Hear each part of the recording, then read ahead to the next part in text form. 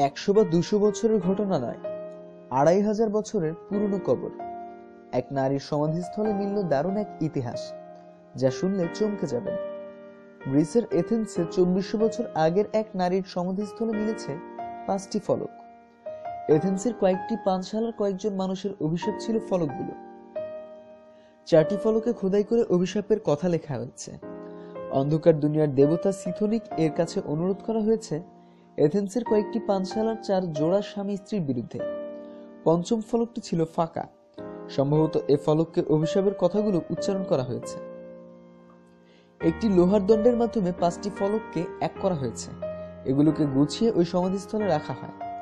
ওই সমাধি থেকে অভিশাপ সংশ্লিষ্ট দেবতার কাছে পৌঁছে যাবে প্রাচীনকালের মানুষের ধারণা এমনটাই ছিল। একটি অভিশাপের ফলকে দিমেত্রিস এবং পানাগোরা নামের দুজনকে উপলক্ষ করা হয়েছে। তাতে যা লেখা রয়েছে তার ভাষা অনেকটা এমন: তোমরা পানাগোরা ও দিমেত্রিসও এবং তাদের পানশালা ও সম্পদের উপর ঘৃণা বর্ষণ করো।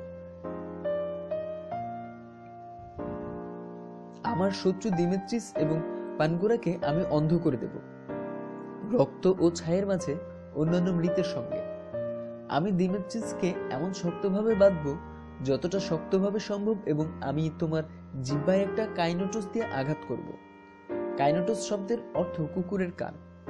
এটা প্রাচীন গ্রিসের জুয়ার একটি চাকতির নাম, যার মাধ্যমে সবচেয়ে কম মূল্যের কিছু বোঝানো হতো।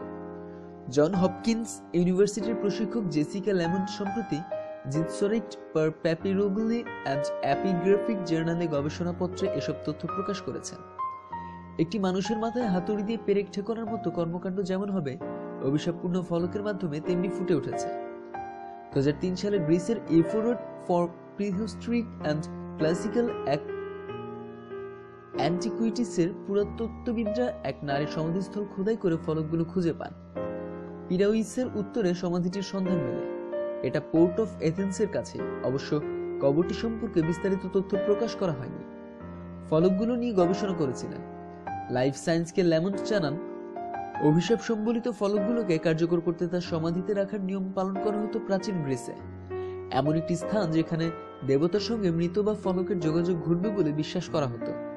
হয়তো মৃত নারীর সঙ্গে অভিশাপের কোনো সম্পর্ক নেই। অভিশাপ প্রদানকারী ওই সময় এই নারীর কবরে ফলকগুলো রেখে দেওয়ার সুযোগ পেয়ে যান। ধরে নেওয়া যায় সমাধিস্থলে প্রবেশের ব্যবস্থা ছিল।